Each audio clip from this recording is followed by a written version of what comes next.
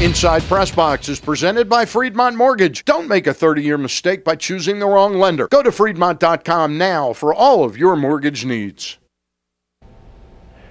Hello, happy Father's Day out there to all the dads. Welcome to another edition of Inside PressBox. Sitting in for the sideline Stan the Fan Charles, I'm your host Mark Zinno of 105.7 The Fan. Another great show in store for you this week, and as always, we hope you enjoy it, and thank you for tuning in. As one would expect, it's been an eventful offseason for the Super Bowl champion Baltimore Ravens, and of course, there every step of the way has been PressBox owns Joe Platania. Joe joins us this week to talk about the Ravens' recent trip down to the district, their new Super Bowl rings, and the latest from Ravens minicamp. We'll also head out to Camden Yards for a one-on-one with rookie pitcher Kevin Gausman, a young gun many O's fans hope keeps the Birds in contention for years to come. But first, I'm joined by another promising young professional. In fact, she's one of the youngest horse racing analysts in the country, Pimlico's newest handicapper, Gabby Gaudet. Gabby, welcome to the program. How are you? Thank you. Well, how are you? I'm doing well. Well, to say that you would be taking over the reins would be the pun of all puns when it comes to horse racing, but you take over for Frank Carulli. I don't know that many people start out life wanting to be a professional handicapper, so how did you end up getting into this line of work? Well, my parents are trainers, so I definitely grew up on the industry, and I was friends with Frank prior to all of this, and he came up to me. I had done a lot of journalistic experience in the industry, and he came up to me when I got back from Saratoga, New York, and he said, look, I'm retiring soon, and it would be a great opportunity for you. Definitely try to, send your resume in, and that's kind of where it got started. But I'm not going to lie, I'm relatively new to the whole gambling and handicapping thing, but I'm definitely not new to the horse racing industry.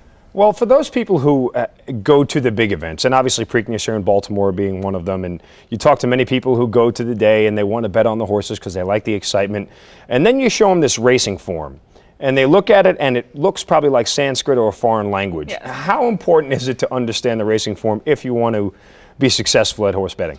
Oh, it's crucial. I mean, you have to not only understand it, but you have to read in between the lines. So you have to know what exactly everything means, and then why certain trainers do certain things. It's very in-depth. People think, oh, well, she just picks horses. No, it takes hours and hours to handicap a card, and you really do have to know the racing form and the program, and also things that go on outside of that as well. The Triple Crown season probably defined as a disappointment, being the fact that we didn't even have a chance at a Triple Crown winner like we've had last year with I'll Have Another. But when you go through the big events and the bigger races, not only Triple Crown but Breeders' Cups and some of the pre-Triple Crown races, is the bigger hype for the race lead to bigger bets? Yes, and you also have more people gambling, obviously, than the off-season, I guess you would say. It's kind of like the Super Bowl of horse racing. So you do have people saying, oh, I think another thing that's important is that you have people who really follow these horses. So they see them from the beginning, and then it's like seeing someone start off, in T-ball and then make it to the big leagues, So people follow these horses, and then they think that they have a lot of confidence in this horse, so yes, they would probably spend a lot more money at the window on those days.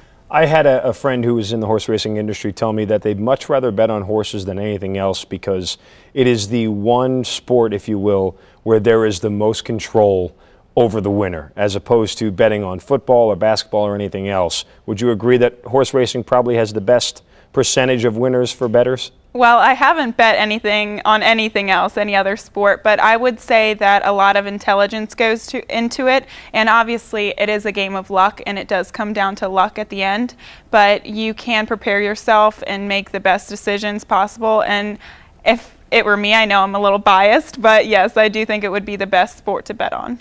What's more important when it comes to betting, the trainer or the jockey?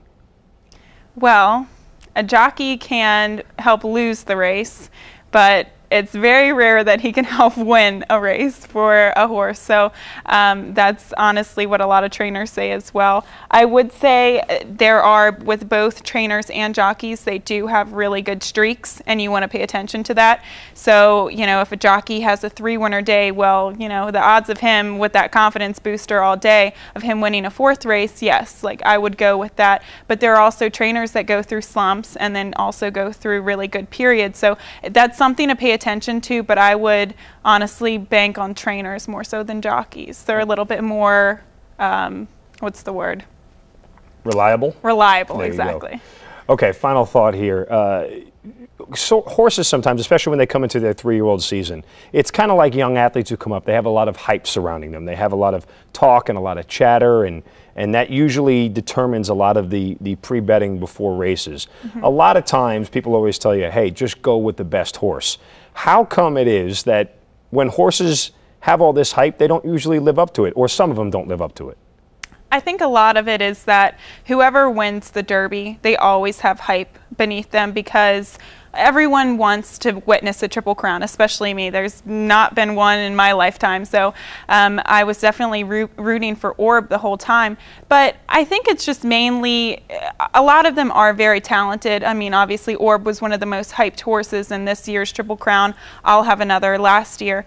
But they are talented to be there, but needless to say, they're all talented to be there. If you look at a race like the Belmont, complete long shot winner won that race, and all of them deserve to be there, but I guess another thing to pay attention to was also the connections. You know, the jockey had a great year. The trainer, the owners are horse racing legends. So I think that also has to play in consideration. Also, Rosie Napravnik, the only girl jockey, all of those things definitely play into consideration when people have hype around a certain horse. She's one of the youngest handicappers in professional racing. She's Gabby Gaudet of Pimlico.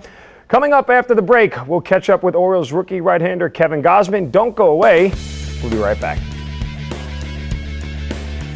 Want a great t-shirt for the female sports fan in your life? Check out the Your Turn t-shirt, available now at yourturntshirt.com.